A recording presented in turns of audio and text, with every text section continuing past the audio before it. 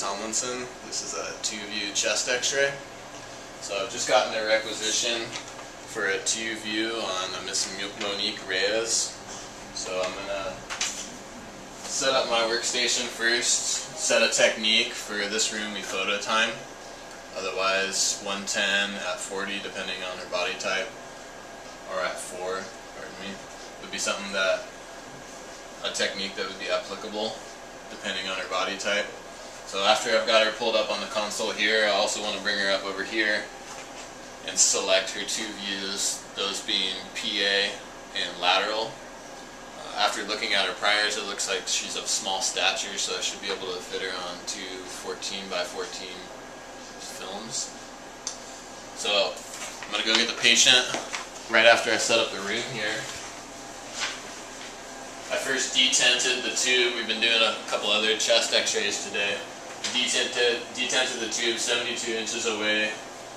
Made sure that my grid in here was set to 72 inches. I've got shielding at handy. And since we already know what kind of stature she is, we might as well just get our film now and put it into the bucky.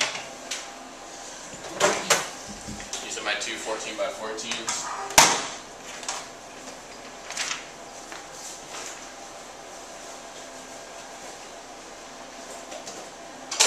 The big bar on the set is usually what we have positioned cephalic.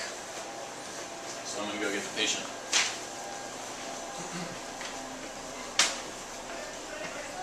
Miss Ruiz? Yes. Hi, I'm Tyler. Hello. I'm going to be taking a chest x-ray of you today. Okay. Just to confirm with you, what's your birthday? 12/27/87. Alright, can you step into the x-ray room over here?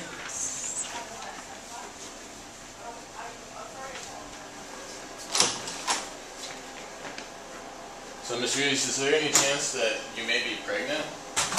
No. Are you wearing a bra today? No. Okay. Well, is there anything else metal in your pockets? No. Okay, the only reason I ask is because when we take this x-ray, anything that's metal will show up on the image. Okay. Alright, well, in that case I can go ahead and position you and we can get started. I'm going to have you with your chest up against the board here.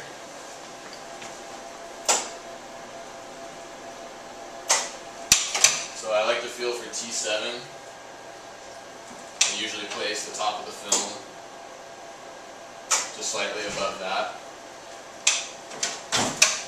Can you go ahead and put the backs of your hands on your hips for me, please? That's excellent. And then we're going to go ahead and roll your shoulders forward, okay?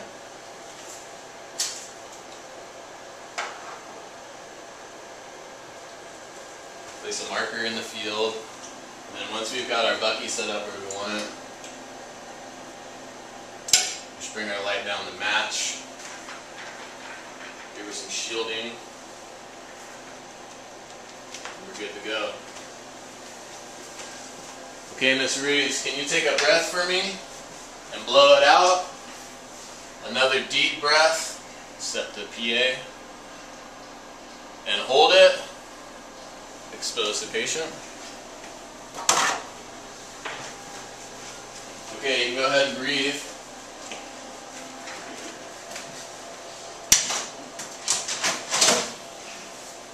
Okay, Ms. Ruiz, for our next view here, we're going to have your back to me, so you're going to face the wall over there.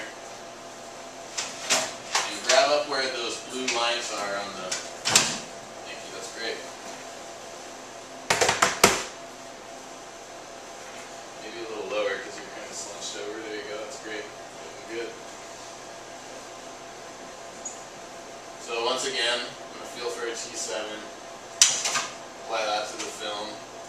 With her, it doesn't really look like she needs much of an adjustment as far as the bucky's concerned. So I'll just get a light field and then adjust your shoulders and her lower back to make sure that she's perpendicular with the film, which she is.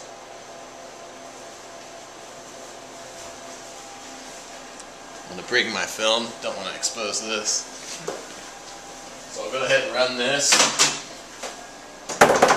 and then give some breathing instructions to the patient. Can you go ahead and take a breath for me?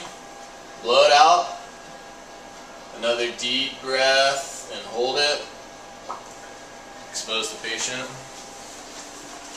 Okay, go ahead and breathe.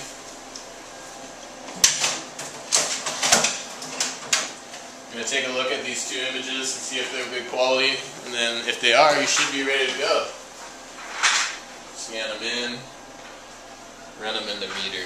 So when they come up on the AP, I want to see costophrenic angles and apices of the lungs.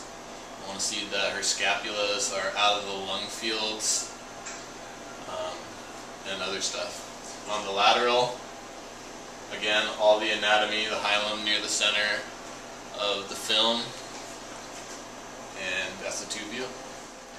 Okay, so after I've taken the x-rays of the PA and lateral chest, I want to observe them for quality assurance. Make sure you got everything. So first thing is anatomy. You want to see the costophrenic angles and the apices. I also want to see 10 posterior ribs above the diaphragm.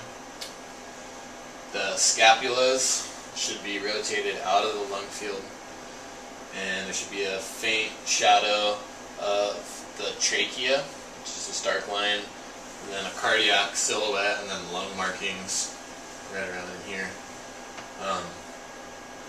No rotation is a good thing that you want in all of your x-rays. In the PA, you can tell from the spacing of the clavicles at the sternum. So for the lateral,